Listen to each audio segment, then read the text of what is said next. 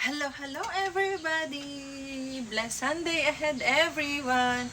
Kakatapos ko lang magsimba, maaga akong gumising, hindi ako nakapag-almusal. Tapos magluluto na sana ako pagkadating ko dito sa bahay. Wala pa akong 5 minutes, tumawag yung kapatid kong babae. Sabi, ining-ining, gusto mo gana rin? Paglabas ko'y are, ay, tingnan ninyo, nakain ka kayo nito. Uy, sarap. Ang tawag dito sa amin, alam nyo, balinghoy. Kaya mo naman sarap kainin.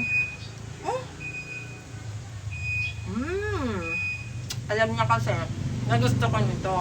Yung isang araw, sabi ko, gusto ko ng nilabong balinghoy. Wala pala din yung hukay, hindi pa nakakahukay. Kanina, humukay daw yung kanyang kapatid. Naalaala niya ako. Diba, ang saya. Nakalibre pa ako ng almusal. Hindi na ako magluluto. Tapos yung kapatid kong isa, dito sa baba, ito. Yung lalaki kong kapatid. Yan. Yung kulay red nilang bahay. Tatanaw niya ako nung dumating galing sa simbahan. Sabi niya, ining may tinola din at may kanin, hindi ka na kumain.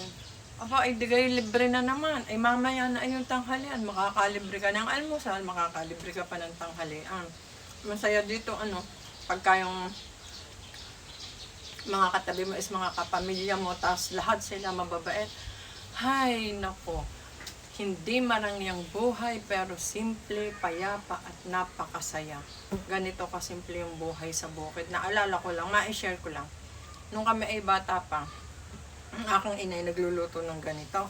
Minsan, almusal na namin to talaga. Tapos, maglalaga lang siya ng barakong kape. Alam nyo gayon, barakong kape ng Batangas. Walang gatas, as in pure black lang siya na may asukal. Minsan nga hindi pa matamis kasi wala masyadong pambili ng asukal, kaya yung parang may konti lang lasa. Ayun, masaya kami noon.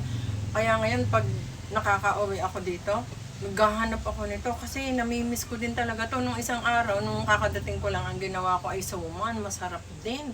Talagang craving satisfied. Tas ngayon natikman ko naman ito. Diba? Sulit na.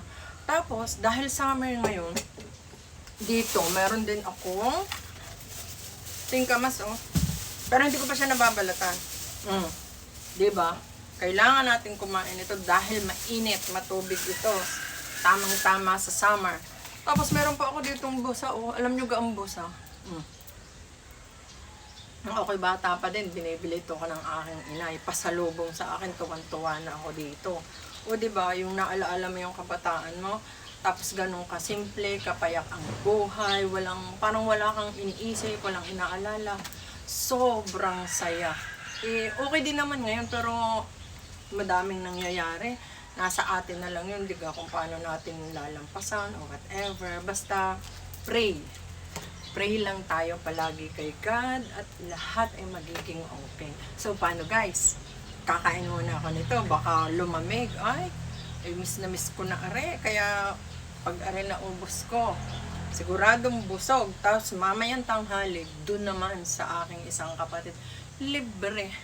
Libre ang almusal, libre ang tanghalian. Pag tinatamad kang magluto, makikain ka na lang. Bye muna, kakain muna ako nito. Have a blessed Sunday everyone. God bless.